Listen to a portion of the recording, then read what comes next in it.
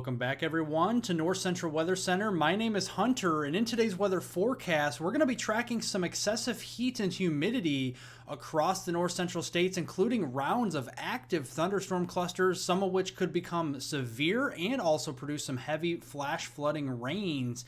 And we'll look ahead to the long range forecast at the very end of the video to walk you through the 4th of July holiday timeframe as well. So if you are new here to North Central Weather Center, make sure to subscribe to the channel down below. We do videos on Mondays, Wednesdays, and Fridays.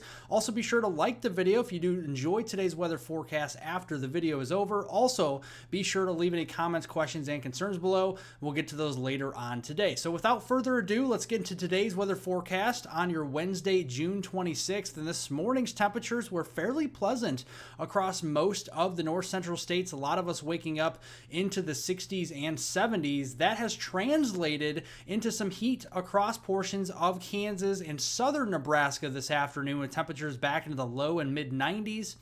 But for most of the rest of us, 90% of us across the north central states, from the upper Midwest down into the lower Midwest, Great Lakes, Ohio Valley, temperatures this afternoon topping out into the 70s and some comfortable 80s out there as well. Here are your heat index values, mainly looking at this for Kansas. Heat indexes up to 105 into places like Wichita and then back there toward the Dodge City, Kansas area. So if you live in southern Kansas, that's where those excessive heat values will be this afternoon.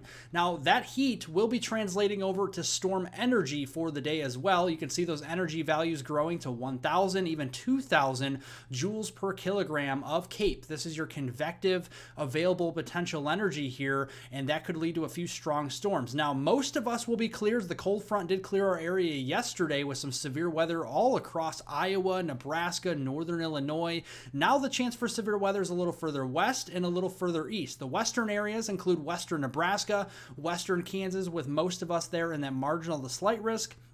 And then over here into our east, across the eastern Ohio Valley, really across Ohio, eastern Kentucky, and eastern portions there of Indiana, where that slight risk occurs across Cleveland, Columbus, Cincinnati, and in toward the Louisville area and Lexington, Richmond, Kentucky as well. Main risk here is going to be for some damaging wind gusts of 60, perhaps 70 miles per hour, especially here in those areas that could get hit by some severe weather later on today. Hailstones, quarter size, maybe slightly larger at times. The hail threat is a little bit lower today as the atmosphere here is not as unstable as it was yesterday, and the tornado threat largely across the north central states is less than 2%. So it's good to see that we have a very small chance of any tornadoes occurring today. So this afternoon, we have that cold front moving down to the south with outflow boundaries that could lead to more initiating thunderstorms off of those outflow boundaries across the Ohio Valley and the lower Missouri Valley, say the foothills region like Cape Girardeau, south of St. Louis, Carbondale, and then up here toward Evansville, Indiana,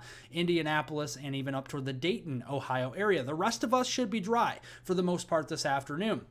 Going into the evening hours, most of us should be dry as well. Could have some showers and storms down here in Kentucky. Then watching new development over here into the Front Range, crossing into our western viewing area, so into western South Dakota, the panhandle of Nebraska, maybe western Kansas, watching out for some scattered storm activity. That will go through the evening hours, and then after midnight into early Thursday morning, this will be before sunrise, and you can see some scattered showers and storms, mainly with heavy rainfall moving across parts of southern South Dakota, central Nebraska, and northwestern Kansas. I cannot rule out a severe thunderstorm, but I think largely the severity of the storms will be much lower here, as it is an unfavorable time of day. The instability and storm energy will be a lot lower, and I think we're just seeing a lot of moisture in the atmosphere, so heavy rainfall will be a bigger deal.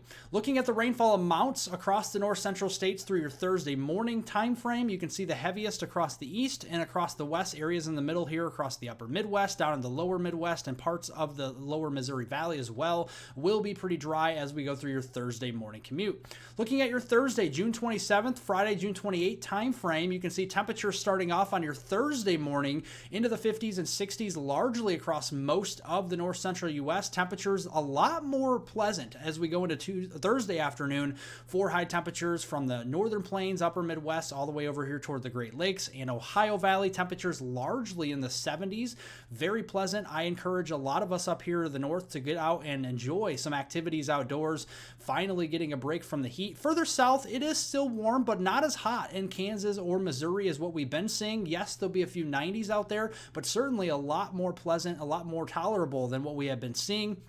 Friday morning, looks like we got some warm air advection moving across the plains. That's just fancy wording for it's going to start to warm up pretty quickly there on Friday. We're back in the mid-90s, especially there for Kansas, but still pretty pleasant to the north. 60s, 70s, and some 80s mixed in further to the north as we go into Friday afternoon. Now, we are watching a new storm system that will be traversing through our viewing area as we go late into the week here. We have a new trough. This is a low-pressure storm track here up across the Pacific Northwest, cresting over top of that ridge that's centered to our south, right? So we're in the crosshairs for another storm system that will drag a cold front through the north central U.S. Thursday and into Friday late this week. And on Thursday, there's going to be some storm energy starting to build. We already showed you a lot of that heat starting to build back toward Kansas there on Thursday. That could lead to more of those 3,000, even locally 4,000 joules per kilogram of storm energy, and that's pretty high. So the Storm Prediction Center's Day 2 outlook is included into an upgrade, a level 3 out of 5 enhanced risk for areas outside of our viewing area in eastern Montana, but also the western Dakotas and into western portions of Nebraska. So from North Platte through Rapid City and up toward Bismarck and just west of Bismarck, that's where the confidence is highest for more impressive severe weather, and then a slight risk extending back down here into Kansas, into the Goodland area, Dodge City, and over toward Wichita. Now, looking at this Thursday morning, there may be ongoing shower and storm clusters across the plains from the Dakotas down into Nebraska and Kansas, and even southward from there into the Oklahoma, Texas panhandle. This is what we call warm air advection, and we're starting to moisten up the atmosphere as we have moisture return during the morning. We'll have a break behind that, and then what happens behind that? How much sunshine, how much instability do we build? Well, the Storm Prediction Center seems to think that instability will grow pretty quickly, and I do agree with them, and I think that we'll start to see more storm initiation, more so into Thursday evening. This will be scattered across western Dakotas into the Panhandle and into western Nebraska, western Kansas, and some of these storms could be locally intense. Supercells that could produce hailstones over 2 inches in diameter, over 75-mile-per-hour wind gusts, and a few tornadoes as well. And then as we go into Friday, that cold front starts to shift further to the east. This storm energy starts to shift further to the east as well. Still pretty high values, especially with further southward extent towards Kansas and western Missouri. And as we go into the Day 3 outlook from the Storm Prediction Center, a large, broad-brushed area of a marginal risk. This is a level 1 out of 5 in the dark green, including the Twin Cities region, Sioux Falls, over here toward North Platte again, Wichita, St. Louis, Chicago, Milwaukee, and La Crosse, and then even as far north as Duluth. And then we have a smaller area of relatively higher confidence of severe weather across Des Moines, Omaha area, Topeka, Kansas City, and just west of Springfield toward the Quincy and Macomb, Illinois area there in western Illinois. So we'll have to keep an eye on that. Again, ongoing storm activity. This is likely still ongoing from Thursday night overnight into early Friday morning. That will cross through the Hawkeye State of Iowa and Minnesota, also northwestern portions of Missouri. That'll continue to the east. What we see behind that, how much instability we grow, will determine Friday afternoon, Friday evening, and Friday night severe weather threat and the severity of those storms. This model in particular, not getting too excited for any storm activity, as it looks like the morning activity will be very extensive with cloud cover, showers and drizzle and thunderstorms kind of squelching the atmosphere of energy. So I think the atmosphere may not recover as we go into Friday evening. So a little bit of uncertainty there. Looking at rainfall amounts, a little bit more certainty here as we're going to see a lot heavier amounts across the Dakotas, Minnesota, unfortunately seeing more heavy rain there on Thursday. That'll stretch down into Nebraska, Iowa, parts of northwest Missouri, and especially northern and central Kansas. And then as that cold front it starts to move eastward as we go into Friday toward the upper and middle Mississippi Valley, places like Wisconsin, Illinois, much more of Iowa, Missouri, even parts of western lower Michigan and even the UP of Michigan and northwestern Indiana will start to get more rainfall there to end the week on Friday. Going into the weekend, Saturday, June 29th and Sunday, June 30th. This is the last weekend of June. Looking at our area here relative to that ridge, the ridge is still going to remain to the south, locked in across the Red River Valley. We're on the northern periphery of that. Look at the Great Lakes region, seeing that trough swinging through. So that means temperature anomalies are going to be well below normal. So this is what we like to see, a little reprieve from the heat. Saturday morning, starting off in the 70s here further to the east. 50s and 60s further west. And as we go into Saturday afternoon, a little bit of some heat building across our south and our east, but some cooler temperatures with that trough and cold front swinging through across the north. The Dakotas, Minnesota, northern Wisconsin will be held down into the 60s for highs Saturday afternoon. And then on Sunday morning, look at this. Can this be any better for the end of June in the morning? Upper 40s to mid 50s across the north into the northern plains, especially North Dakota, Minnesota, into the upper Midwest there, Wisconsin, the UP of Michigan, and even northern lower Michigan, and then 60s and 70s for lows Sunday morning in the south, and widespread 60s, 70s, and 80s here. Not many 90s to go around except for portions there of, say, Kentucky into western South Dakota, the panhandle of Nebraska. May start to see some heat there on Sunday, but even so, really not that widespread or intense. So Saturday could be some storms around as that diffuse cold front continues to move further to the east. Sunday looks to be the pick day of the weekend, especially for the Great Lakes region. Pretty dry, pretty cool up there, so get out and do some activities outdoors. Sunday would be the day to do that. More storm activity building further to the west. The Great Plains again as we go into Sunday in our active pattern, but even so, that will be pretty spotty. So just make sure to have a radar app handy, an umbrella handy. Don't go canceling any outdoor plans anywhere across the north central states this weekend. You'll have plenty of opportunity to get outdoors as a lot of dry hours will outweigh the wet hours across the region.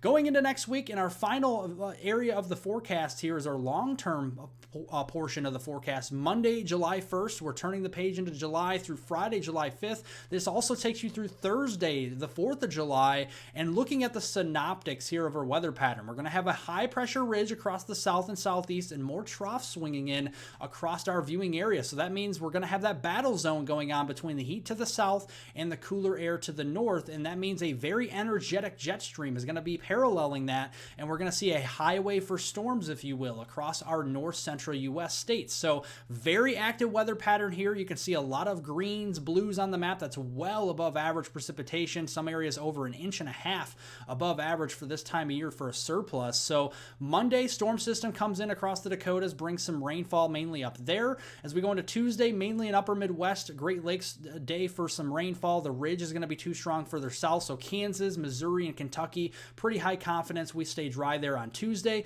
Wednesday, we may have some storms further south, drying out a little bit further north. So kind of vice versa there from Tuesday into Wednesday. Then as we go into Thursday, new storm system moves in. We'll have to watch for more heavy rain and severe weather prospects for the Great Plains, and then that'll move across the Mississippi Valley there from the upper Midwest down there towards the Illinois and Missouri Valley on Friday, so we'll keep a close eye on that. And going back to the 4th of July here, you can see that it looks to be wettest right now across the west and driest across our east. So if you live in the Great Lakes, Ohio Valley, right now, cross your fingers, July 4th looks to be drier for any holiday plans that you do have out there. Right now across the west, the Dakotas, Nebraska, and Kansas, and parts of Missouri look pretty wet right now, maybe even parts of Kentucky as well, but we'll fine-tune this as we do get closer. In general, looking at the total rainfall amounts next week, Monday, July 1st through Friday, July 5th, and this also, by the way, takes you through the 4th of July time frame. This is the rainfall, the accumulating rain we'll see during that week time frame of 5 days, and we could be adding up another 1 to 3+ inches, and unfortunately, a lot of the same areas here. So saturated soils, heavy rain on top of saturated soils. I am concerned about flash flooding in a lot of these areas and river flooding as well as those rivers continue to swell across the upper Midwest. Thank you all for watching. If you did like today's weather forecast, make sure to press the like button down below. Leave any comments, questions, and concerns below. And also, most importantly, subscribe to the channel for more detailed weather breakdowns across the north central U.S. My name is Hunter with North Central Weather Center, and another video is currently scheduled for this Friday. I'll see you all on that Friday time frame.